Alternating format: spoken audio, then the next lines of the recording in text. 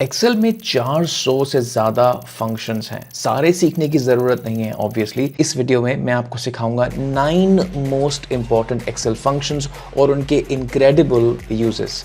Time waste नहीं करते हैं, लेट्स स्टार्ट।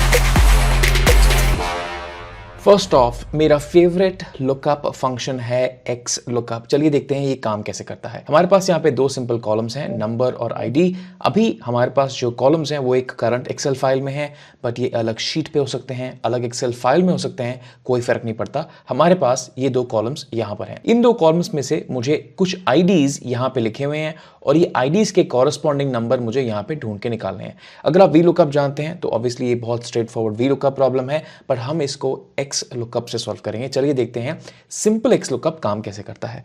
तो मैंने यहाँ पे लिखा इक्वल्स टू एक्स लुकअप। पहली इनपुट है यहाँ पे कि क्या आपको सर्च करना है, तो मुझे ये वैल्यू बी सर्च करना है। दूसरा इनपुट ये आपको कहाँ सर्च करना है, तो यानी कि लुकअप अरे। So I want to search it here in this column and I am going to lock that, use the F4 key. उसके बाद यहाँ पूछता है कि अगर आपको ये मिल गया, यानी कि ये जो बी है आपको मिल गया, तो इसका कॉरस्पॉन्डिंग कॉलम का रिजल्ट कौन सा होगा, यानी कि ये कॉलम का रिजल्ट तो इसकी कॉरस्पॉन्डिंग वैल्यू। तो मैं यहाँ पे सिलेक्ट कर लूंगा ये वाला particular column. I will again lock the cells, close the bracket and press enter, और यहाँ पे मेरे पास ये सारी वैल्यूज आ जाती हैं अगर मैं फॉर्मूले को नीचे ड्रैग करूं तो। अभी ये तो हो गया हमारा एक simple basic vanilla x lookup function, but इसमें कुछ वेरिएशंस भी होते हैं। मान लीजिए आपके डेटा में डुप्लीकेट्स हैं, यानी कि ये जो बी है ये दो बार आ रहा है, यहाँ पे भी आ रहा है और यहाँ पे भी वैल्यू बी है। अभी प्रॉब्लम ये होगी कि जब आप बी को सर्च करेंगे तो हमेशा ये फर्स्ट वैल्यू फाउंड ही देगा, चाहे आप एक्स लुकअप यूज करें या आप वी लुकअप यूज करें। बट एक्स लुकअप में एक स्पेशल फीचर ये होता है कि जब हम एक्स लुकअप लिखते हैं तो हमारे पास यहाँ पे एंड में कुछ ऑप्शंस आते हैं। पहला ऑप्शन है कि अगर आपको नहीं मिला वैल्यू तो हम क्या लिखेंगे, अभी हम कुछ नहीं लिखेंगे। उसके बाद यहाँ पे एक मैच मोड होता है, उसके बाद यहाँ पे एक सर्च मोड होता है। तो सर्च मोड में हम जाके लिख सकते हैं कि आप ऊपर से ढूंढो या नीचे से ढूंढो वैल्यूज। तो यहां मैं लिख सकता हूं सर्च लास्ट टू फर्स्ट और इसका इनपुट नंबर है -1। सो इफ आई राइट -1, इसका मतलब है कि ऊपर से सर्च ना करके नीचे से सर्च करो and therefore I will find this value which is nothing but 40। If I now press enter, ये सारी वैल्यू नीचे से सर्च होंगी rather than actually being searched from the top. एक और बहुत ही इंटरेस्टिंग एक्स लुकअप का एप्लीकेशन है टू रिजल्ट मल्टीपल वैल्यूज। ये बहुत इंटरेस्टिंग है, चलिए देखते हैं। डेटा को मैंने दोबारा नॉर्मलाइज कर दिया है। अब मुझे जितने भी नंबर्स मिले बी, सी और ई, उनको टोटल करना है using X lookup. Using X lookup I want to take a total. Take a look at how this works. So मैं यहां पे लिखूंगा इक्वल्स टू एक्स लुकअप। अब एक्स लुकअप में एक वैल्यू इनपुट करने की बजाय मैं यहां पे 3 वैल्यूज इनपुट करूंगा। इसको लॉक करूंगा और बोलूंगा कि मुझे ये वैल्यूज इस पर्टिकुलर कॉलम में ढूंढनी है। दोबारा लॉक करूंगा और अगर वैल्यू मिल जाए तो इसका कॉरस्पॉन्डिंग कॉलम, यानी कि ये वाला कॉलम आप रिटर्न करिए। अगर अब मैं इस फॉर्मूले को क्लोज करता हूं और एंटर प्रेस करता हूं तो ऑब्वियसली क्योंकि मैंने यहां पे 3 वैल्यू सर्च करी है, यानी कि बी, सी और डी, तो इसके ऑब्वियसली 3 आंसर्स आएंगे जो आंसर्स नीचे स्पिल हो जाएंगे 20, 30 एंड 50। नाउ ये जो 3 आंसर्स हैं ये मुझे सम करने हैं या मुझे एवरेज करने हैं या मुझे कुछ भी करना है, तो आप क्या कर सकते हैं, इसके अराउंड अपना सम फंक्शन लिख सकते हैं इक्वल्स टू सम और यहां पे close the bracket. X lookup के 3 आंसर आ रहे हैं, ये तीनों आंसर्स का सम हो जाएगा और आपके पास एक सिंगल आंसर आएगा। तो यानी कि यहां कॉलम क्रिएट करने की कोई जरूरत नहीं है। अगर आपका eventual purpose of the x lookup कुछ टोटल करना, कुछ एवरेज करना है, तो आप बहुत ही कन्वीनियंटली एक सिंगल फॉर्मूला में ये प्रॉब्लम सॉल्व कर सकते हैं। चलिए देखते हैं नेक्स्ट मैजिकल फंक्शन। नेक्स्ट बहुत इंटरेस्टिंग और बहुत ही यूजफुल फंक्शन है द फिल्टर फंक्शन। बहुत ही इनक्रेडिबल है, चलिए देखते हैं काम कैसे करता है। तो मेरे पास यहाँ पे डेटा है। अब ऑब्वियसली डेटा में फिल्टर्स लगाने की जरूरत हर दूसरे दिन पड़ती है, तो इसको हम एक फिल्टर फंक्शन से भी लगा सकते हैं। चलिए देखते हैं सिंपल वनीला फिल्टर फंक्शन काम कैसे करता है। तो मैं यहाँ पे बोलूंगा कि इक्वल्स टू फिल्टर। अभी फिल्टर का फर्स्ट पार्ट होता है कि आपका अरे, यानी कि आपका डेटा कौन सा है जिसपे आपको फिल्टर लगाना है। तो ये जो मेरा पूरा का पूरा डेटा है, इस पूरे डेटा पे मुझे फिल्टर लगाना है। मेरे डेटा का नाम सेल्स डेटा टेबल है, कोई फर्क नहीं पड़ता। उसके बाद ये पूछता है कि कौन से कॉलम पे फिल्टर लगाना है। तो लेट्स से मुझे सेल्स रेप वाले कॉलम पे फिल्टर लगाना है, तो ये कॉलम मैंने यहाँ पे सिलेक्ट कर लिया और मैंने बोला कि मुझे लेट्स से रमेश पे फिल्टर लगाना है। तो यहाँ पे मैंने डाल दिया Ramesh and close the inverted commas, close the bracket and press enter, और ये पूरा डेटा मेरे पास फिल्टर होके आ गया। नाउ ऑब्वियसली यहाँ पे जो ये डेट्स हैं ये एक डेट फॉर्मेट में नहीं है। इन सबको सिलेक्ट करके अगर मैं एक सिंपल सा शॉर्टकट प्रेस करूँ Ctrl Shift 3, तो ये सारी डेट्स बन जाएंगी। तो ये तो हो गया एक सिंपल सा वनीला फिल्टर फंक्शन। फंक्शन। अभी देखते हैं कि हमें इसमें अगर कंडीशंस या क्राइटेरियाज ऐड करने हैं तो हम कैसे करें। तो लेट्स से फॉर एग्जांपल मुझे इस डेटा पे फिल्टर लगाना है और मुझे ये बोलना है कि मुझे सेल्स रैप चाहिए रमेश, और रमेश की वो सेल्स चाहिए जो 13,000 रुपीज से ऊपर थी, यानी कि ये जो नंबर है ऐसे वाले नंबर 13,000 से ऊपर फॉर रमेश की सेल्स चाहिए। तो लेट्स से फॉर एग्जांपल मैं यहां पे बोलूंगा ये मेरी पहली कंडीशन है, यानी कि सेल्स रैप होना चाहिए रमेश। अगर मुझे एक और कंडीशन लिखनी है तो मुझे इसको एक ब्रैकेट में डालना पड़ेगा, यानी कि ये पूरी कंडीशन एक ब्रैकेट में रहेगी और एक और ब्रैकेट डालूंगा मैं after the multiplication sign. So condition number 1 multiplied with condition number 2।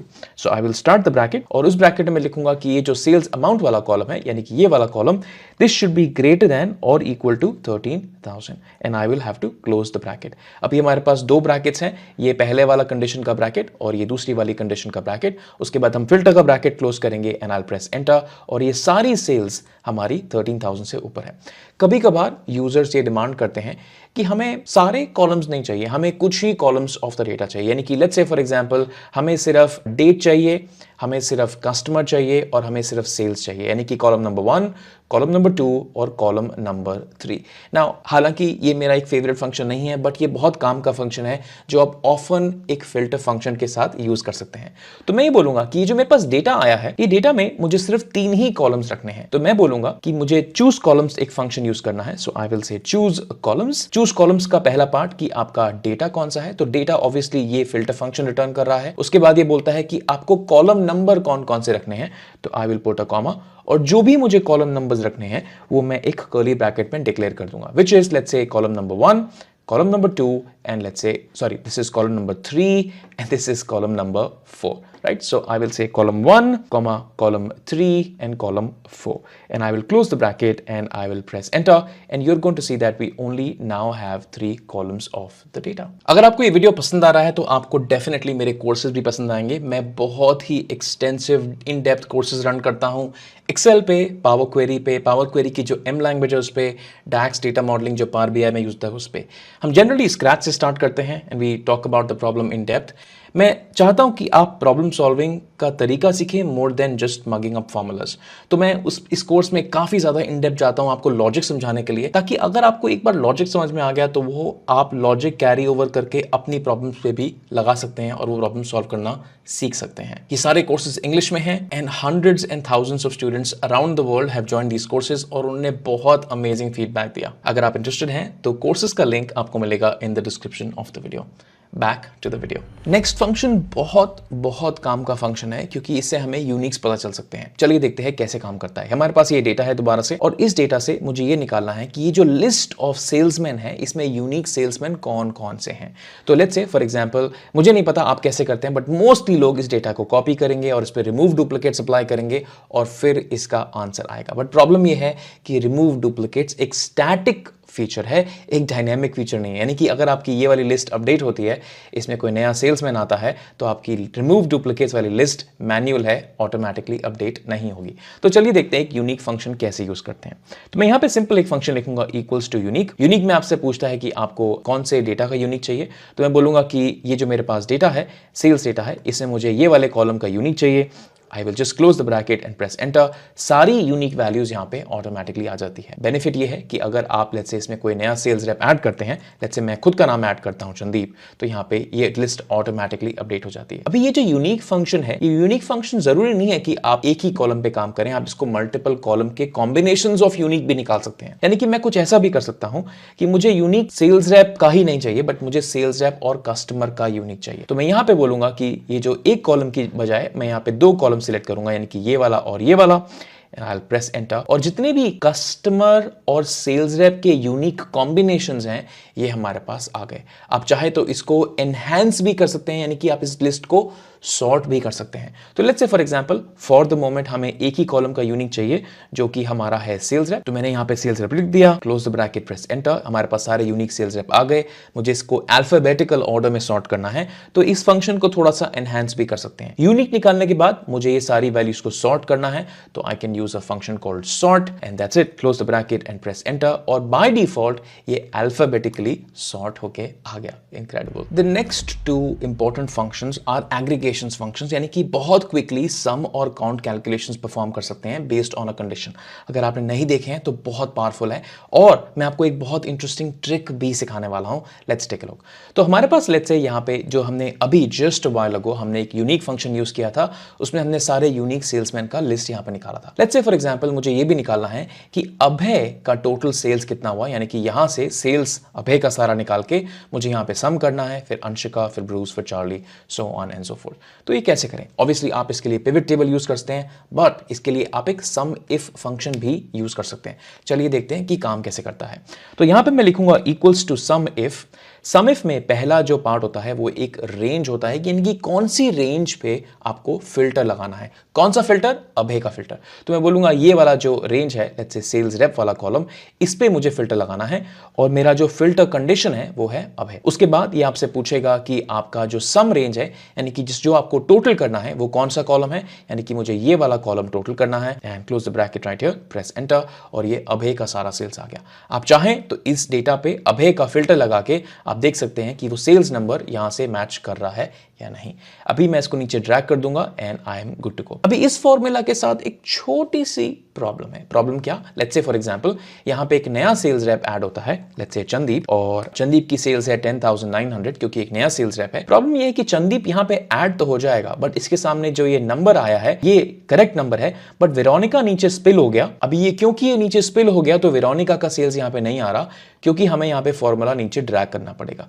तो ये जो एक एक्स्ट्रा ड्रैगिंग का एफर्ट है ये थोड़ा सा अनकन्वीनियंट है। मैं इसको थोड़ा सा सिंप्लीफाई करना चाहता हूं। चलिए देखते हैं कैसे करते हैं।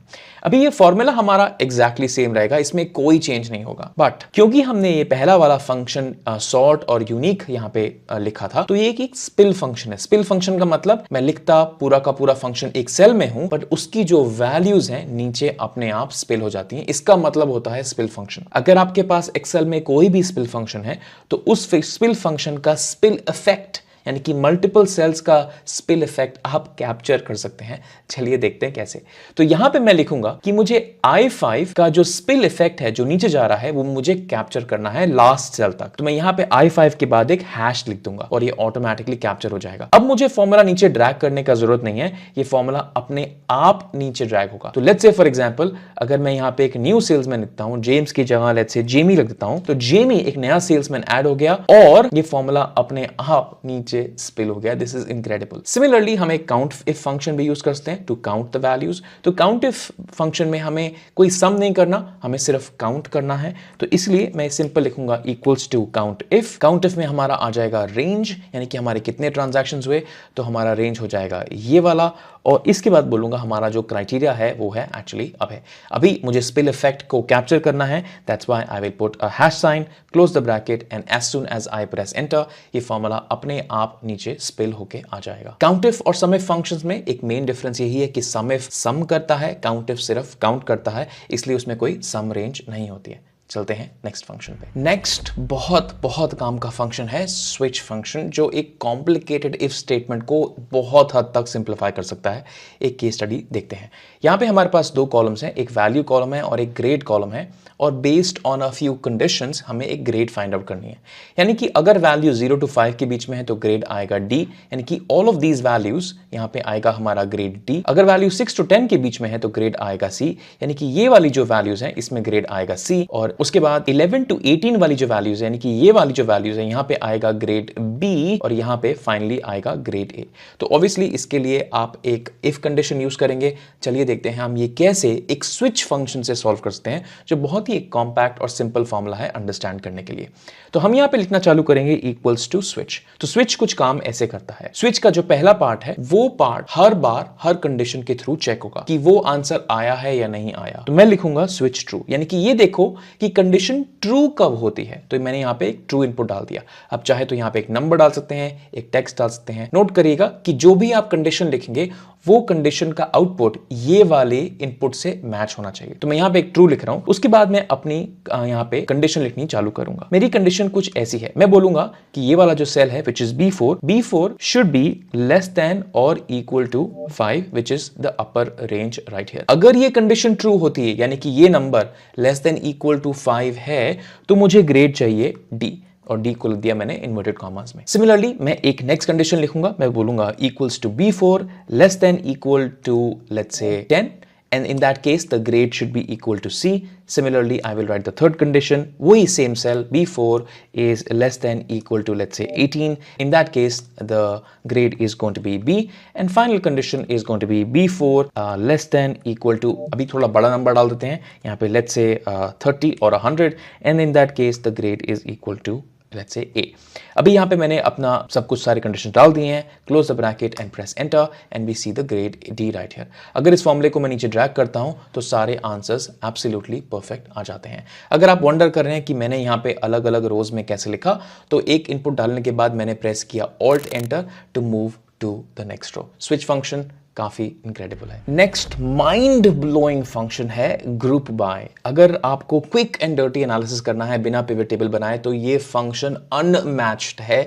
देखिए चलिए कैसे काम करता है। तो हमारे पास यहाँ पे कुछ डेटा है और मुझे ये देखना है कि हर सेल्समैन का कितना सेल हुआ। तो मैं यहाँ पे लिखूंगा इक्वल्स टू ग्रुप बाय। आप चाहे तो इसको सम इफ के थ्रू भी कर सकते हैं, बट ग्रुप बाय बहुत इनक्रेडिबल फंक्शन है। So equals to let's say group by. अब ग्रुप बाय में आप डालेंगे कि आपको किस फील्ड का, फील्ड मतलब कॉलम, किस कॉलम का आपको एग्रीगेशन या समराइजेशन करना है। तो लेट्स से मुझे इस particular column which is the sales rep column, इस पर्टिकुलर पूरे कॉलम का मुझे एग्रीगेशन करना है। उसके बाद मैं यहाँ पे बोलूंगा कि आपको किस वैल्यू का सम करना है, तो मुझे सेल्स वैल्यू का सम करना है। यहाँ पे पूरा वैल्यू कॉलम सिलेक्ट कर लिया। उसके बाद एक बहुत ही इंटरेस्टिंग ऑप्शन ये आता है कि आपको क्या कैलकुलेशन करनी है। जरूरी नहीं है कि आपको सम करना है, आप चाहे तो एवरेज कर सकते हैं, चाहे तो परसेंटेज निकाल सकते हैं, so on and so fourth. तो चलिए निकाल के देखते हैं परसेंटेज कैसे काम करता है। तो मैंने यहां पे लिखा परसेंटेज ऑफ और अपने ब्रैकेट को क्लोज कर दिया। अब मैं बोल रहा हूं जितने भी हमारे पास यहाँ पे सेल्समैन है, इनके यूनिक नाम आप यहाँ पे निकालिए, तो सारे सेल्समैन के नाम यहाँ पे आ जाएंगे। इनके अगेंस्ट में आप परसेंटेज करिए, यानी कि जो भी इंडिविजुअल सेल्समैन का सेल्स है that divided by the total का परसेंटेज कितना होगा। ये थोड़ी सी ट्रिकी कैलकुलेशन है, अगर आप चाहे तो फॉर्मूला से कर सकते हैं, but group bye makes it incredibly simple. अभी यहाँ पे एंटर प्रेस करेंगे तो हमारे पास हर सेल्समैन का परसेंटेज कंट्रीब्यूशन आ जाएगा। यानी कि अगर मैं नीचे जाके इसको परसेंटेज में कन्वर्ट करूं तो आप देखेंगे कि ये एक परसेंटेज में कन्वर्ट हो गया है। इन नंबर्स का जो टोटल आएगा वो एक्चुअली आएगा 100%। आप चाहे तो अपनी समराइजेशन को चेंज भी कर सकते हैं। लेट्स से मैं परसेंटेज ऑफ ना बोल के मैं यहाँ पे बोलूँ कि मुझे काउंट करना है या सम करना है, जिस तरह की भी आपको कैलकुलेशन करनी है कर सकते हैं। इसको जस्ट एक नंबर फॉर्मेट में कन्वर्ट करना पड़ेगा and this also gives you the total in the end. This is a fantastic way of summarising your data really fast. एक फंक्शन जो मैं बहुत हेवीली यूज करता हूं उसका नाम है ईडेट और ईओ मंथ। एक्चुअली दो फंक्शन, ईडेट और ईओ मंथ। क्या करते हैं फंक्शन? ये फंक्शन डेट्स को मॉडिफाई करने में बहुत हेल्प करते हैं। चलिए देखते हैं इसका मतलब क्या है। तो लेट्स से फॉर एग्जांपल हमारे पास यहाँ पे कुछ डेट्स हैं और मुझे निकालना है कि 3 महीने बाद क्या डेट होगी। फॉर सम रीजन मुझे निकालना है कि 3 महीने बाद क्या डेट होगी, क्योंकि हमारा मंथ कभी 30 डेज का होता है, कभी 28 डेज का होता है, कभी 31 डेज का होता है। तो वो जितनी भी अनॉमलीज हैं आपके डेटा में ई डेट फंक्शन ऑटोमेटिकली हैंडल कर लेगा। देखते हैं कैसे। तो मैं यहां पे बोलूंगा equals to E date. E date में आप डालेंगे कि आपकी स्टार्ट डेट कौन सी है और वहां से आपको कितने मंथ आगे या कितने मंथ पीछे जाना है। तो अगर मैंने यहां पे पॉजिटिव नंबर लिखा तो इसका मतलब 3 महीने आगे, अगर मैंने नेगेटिव नंबर लिखा तो इसका मतलब 3 महीने पीछे। रिमेंबर, आप ये जो मंथ्स वाला पार्ट है इसको कस्टमाइज करके वीक्स या डेज नहीं कर सकते हैं, ये हमेशा मंथ ही रहेगा, यानी कि 3 महीने आगे या 3 महीने पीछे डिपेंडिंग अपॉन नेगेटिव और पॉजिटिव। एक बार आपने यहाँ पे ब्रैकेट क्लोज कर दिया और इसका एंटर प्रेस किया तो आपके पास नंबर आ जाएगा। But please don't worry, dates are nothing but numbers in Excel. I will drag this formula down और इस पूरे फॉर्मूलाज के जो वैल्यूज आई हैं उनको मैं एक डेट फॉर्मेट में कन्वर्ट कर दूंगा, simply using shortcut Ctrl+Shift+3 and we are good to go. अब हमारे पास अभी करंटली सितंबर की डेट थी, 3 महीने आगे की डेट 15 दिसंबर 2025। ये हो गया हमारा ई डेट। अभी हमारा एक फंक्शन होता है कॉल्ड EO मंथ, यानी कि मुझे ये निकालना है कि 2 महीने बाद end of the month date क्या होगी। फॉर सम कैलकुलेशन मुझे अगर लेट्स से निकालना है तो मैं यहां पे लिखूंगा EO मंथ। EO मंथ का मतलब ये होता है कि एंड ऑफ मंथ। इसमें भी वही 2 इनपुट जाते हैं, यानी कि आपकी डेट कौन सी है and number of months forward और नंबर ऑफ मंथ्स बैकवर्ड। तो मैं बोलूंगा कि लेट्स से 2 महीने की आगे की मंथ एंडिंग डेट कौन सी है। I close the bracket and I will press enter. Number आया है, no problem, Ctrl+Shift+3 and now I will drag this formula down. यानी कि अगर मैं करंट मंथ के एंड पे जाऊं तो ये सितंबर मंथ का एंड हो जाएगा, उसके बाद आएगा अक्टूबर का एंड, उसके बाद आएगा नवंबर का एंड, यानी कि 2 महीने बाद मंथ एंडिंग डेट हमारी 30 नवंबर होगी। ये बिल्ट अप फॉर्मूलाज हैं, यानी कि इसको फॉर्मूले को आप किसी भी और फॉर्मूले के साथ यूज करके अपनी डेट्स को बहुत ही क्लेवरली मैनिपुलेट कर सकते हैं। नेक्स्ट फंक्शन बहुत काम का फंक्शन है, टेक्स्ट फंक्शन है। इसके बहुत सारे यूज हो सकते हैं। चलिए एक सिंपल से यूज के साथ स्टार्ट करते हैं। हमारे पास लेट्स से ये कुछ टेक्स्ट वैल्यूज हैं और मुझे सबको कॉन्कैटिनेट करके एक सिंपल सेल में लेके आना है। अभी आपको बहुत ही अनइंटरेस्टिंग लगेगा बट बहुत सिंपल स्टेज से स्टार्ट करते हैं। तो लेट्स से मैं यहाँ पे लिखता हूँ इक्वल्स टू टेक्स्ट जॉइन। मुझे मल्टीपल टेक्स्ट को ज्वाइन करना है। तो टेक्स्ट जॉइन में ये पूछेगा कि कोई डिलिमिटर लगाना है, कोई स्पेस लगाना है। तो यस, मुझे यहाँ पे एक स्पेस लगाना है। उसके बाद ये आपसे पूछता है कि अगर कोई ब्लैंक सेल है तो उसको इग्नोर करना है क्या। ऑल्दो हमारे पास ये रेंज में कोई भी ब्लैंक सेल्स नहीं है, तो मैं यहां पे बोलूंगा कि इसको सिंपली बोल दूंगा फॉल्स, या ट्रू भी बोल सकते हैं, अभी मैटर नहीं करता क्योंकि कोई ब्लैंक सेल है नहीं। तो इसको आप ट्रू बोल सकते हैं। उसके बाद हमारे पास ये जो मल्टीपल टेक्स्ट आ गए, इसमें आप अपनी रेंज सिलेक्ट कर सकते हैं, ब्रैकेट क्लोज करेंगे and obviously all of this becomes a single sentence in a single cell. अभी ये कोई रॉकेट साइंस नहीं है, ऑब्वियसली ये बहुत ही सिंपल सा यूज है। अब मैं आपको सिखाता हूं इसका एक बहुत ही क्रेजी एप्लीकेशन। लेट्स से इसको हम यहाँ पे डिलीट कर देते हैं for a just quick second and let's open up the data that I am working with. तो यहाँ पे हमारे पास लेट्स से दो कॉलम्स हैं, एक आईडी कॉलम है और एक टेक्स्ट कॉलम है। और हम यहाँ पे देखेंगे कि हमारे पास ये जो आईडी कॉलम है इसमें दो आईडीज डुप्लीकेटेड हैं, यानी कि A2 यहाँ पे 2 बार आ रहा है और मुझे A1 और A2 की वैल्यू फाइंड करनी है। तो अगर आप XLOOKUP या VLOOKUP से वैल्यू फाइंड करें A2 की, तो या तो आपको पहली वैल्यू मिलेगी या आपको दूसरी वैल्यू मिलेगी, दोनों वैल्यूज आपको नहीं मिल सकती है। चलिए देखते हैं हम ये कैसे कर सकते हैं। ऑलराइट, तो स्टार्ट करते हैं एक बहुत ही सिंपल फिल्टर फंक्शन से। सो फिल्टर फंक्शन में बोलूंगा कि मुझे ये वाले कॉलम पे फिल्टर लगाना है, आई विल लॉक दैट। और जो फिल्टर एक्चुअली लगेगा वो इस कॉलम पे लगेगा, आई विल लॉक दैट। और दिस कॉलम्स वैल्यू यानी कि A1 A2 should be equal to this cell and as soon as I close the bracket, A1 का एक ही वैल्यू है तो हमारे पास यहाँ पे एक्सपेक्टेड आंसर एक ही सेल होना चाहिए, यानी कि हेलो। अगर मैं इस फॉर्मूले को नीचे ड्रैग करूं तो हमारे पास यहाँ पे दो आंसर आएंगे, हाउ एंड आर, यानी कि these two values. But problem ये है कि हमें ये दो अलग अलग सेल्स में नहीं चाहिए, यहां पे टेक्स्ट जॉइन काम में आएगा। तो हम ये फॉर्मूले के अराउंड, फिल्टर फंक्शन के अराउंड एक बहुत ही सिंपल टेक्स्ट जॉइन आगे डाल देंगे। टेक्स्ट जॉइन का पहला इनपुट कि आपका डिलिमिटर क्या है। तो let's say in this case हमारा डिलिमिटर एक कॉमा है, यानी कि सेपरेटर। उसके बाद अगर कोई वैल्यू ब्लैंक है तो उसको इग्नोर करना है, यस इग्नोर करना है। उसके बाद ये हमारी रेंज ऑफ सेल्स हो गई जिसका हमें ज्वाइन करना है, that's it. Close the bracket, press enter. The first answer is hello, of course.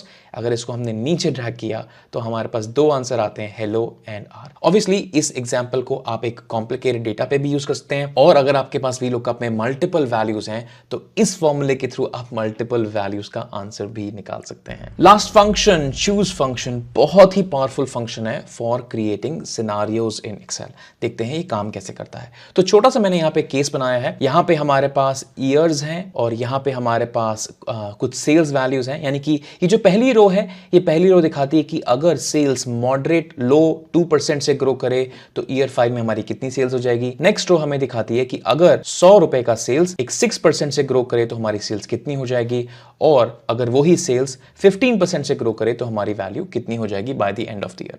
Let's say for example हमें एक चार्ट बनाना है। चार्ट में वही वैल्यूज आनी चाहिए जो यहां पे सिलेक्टेड है, यानी कि अगर मैंने यहां पे हाई सिलेक्ट किया है तो ये सारी वैल्यूज चार्ट में जानी चाहिए। अगर मैंने यहां पे लेट्स से मॉडरेट सिलेक्ट किया है तो यानी कि ये सारी वैल्यूज चार्ट में जानी चाहिए। कैसे करें देखते हैं।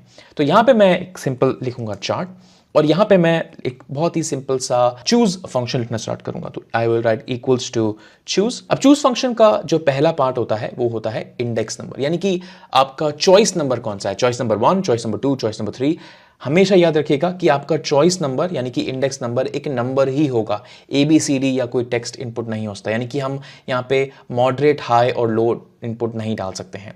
तो लेट्स से मैंने डाला कि हमारा चॉइस नंबर है यहाँ पे 3, मैन्युअली लिख रहा हूं मैं अभी यहाँ पे, और मैंने बोला कि अगर मैंने 1 चूज किया तो मेरे पास ये वैल्यूज आएंगी, इसको लॉक कर देते हैं। अगर मैंने 2 चूज किया तो मेरे पास ये वैल्यूज आएंगी, इसको लॉक करते हैं। और अगर मैंने 3 चूज किया तो मेरे पास ये वैल्यूज आएंगी यहाँ पे।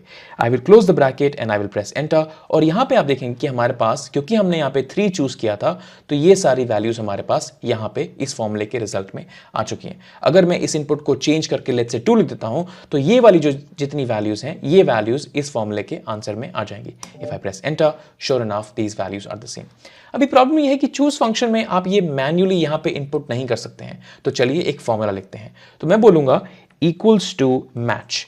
मैं बोलूँगा कि मुझे ये वाली वैल्यू मैच करनी है, मुझे मैच करनी है ये 3 सेल्स में, and lock it, and last part is 0।